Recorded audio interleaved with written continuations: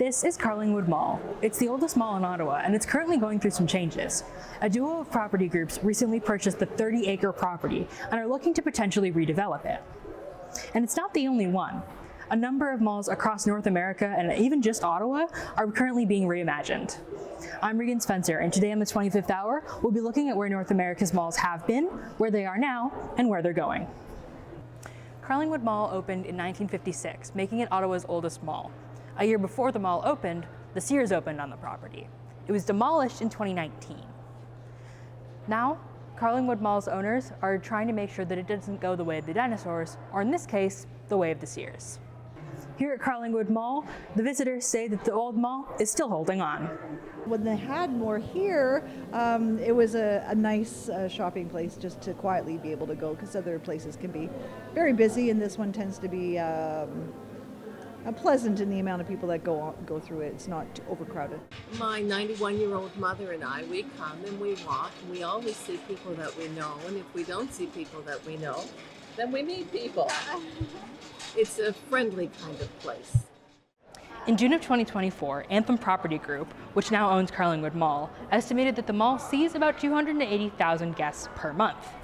With about 90 stores to offer, the mall is home to the largest Canadian Tire store in the country. While malls' popularity has waned in general with online shopping, that doesn't mean that they can't evolve and grow. You know, it's both I think a pro and a con when you think of that dual function of malls, right? So having malls contain things like libraries or not-for-profit organizations, which we see in some malls, right, can be a way to provide some spaces and some resources for that community building, but at the same time, it might be seen as detracting from the commercial purpose of the mall. That's Debbie Rudman, a professor in the School of Occupational Therapy at Western University and an expert on third spaces. A third space, according to Rudman, is a place outside of home or work that serves certain social functions in people's lives, like achieving a sense of belonging and connection to their community. Can a mall be a third space? I think it can be, and I think that there definitely are examples of existing malls that kind of sit in that space of being obviously a commercial space. That's what malls exist for, and to survive, malls need people to come and purchase things. But malls also being a social or a community space. And if you look at the literature on malls, the development of malls in sort of these suburban areas was both for that commercial purpose, but people began to use them for social purposes. The U.S. has more data on this issue than Canada does, and it's not looking great.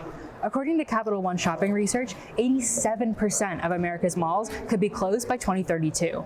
That means that out of the 1,150 malls that exist, only 150 will remain open. That being said, Canada's situation is quite a bit different, and according to Carleton University professor Ian Lee, it's much more optimistic. I'm not one of those people who say that in another 5 or 10 years there'll be no physical bricks and mortar left. I don't believe it.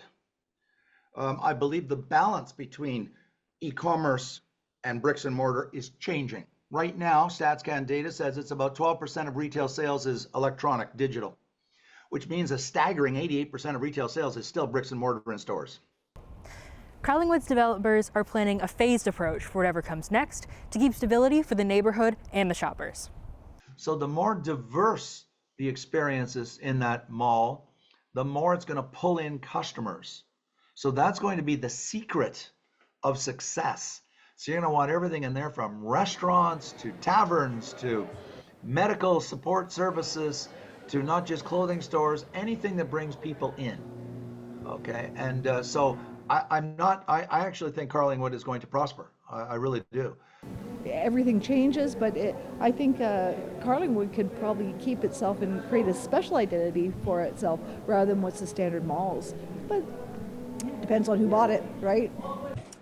I would love to see innovative places like green stores and fashion stores and little bijou restaurants. And I like the fact that there is a real blend of medical, and you can buy your electric bikes right there and have your coffee right there. I like that blend as well.